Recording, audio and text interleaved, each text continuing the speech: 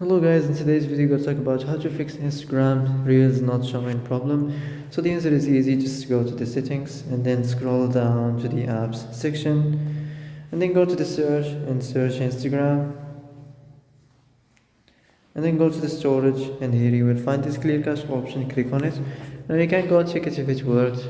If it didn't, you can try to restart your phone or turn on the airplane mode or the Bluetooth mode. You can also try to clear data, but be careful.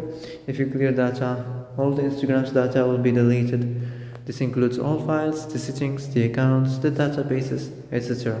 So be careful if you want to clear your data.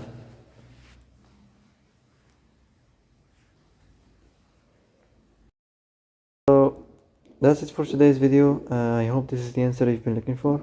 If you like this video, don't forget to like and subscribe, and see you in the next video.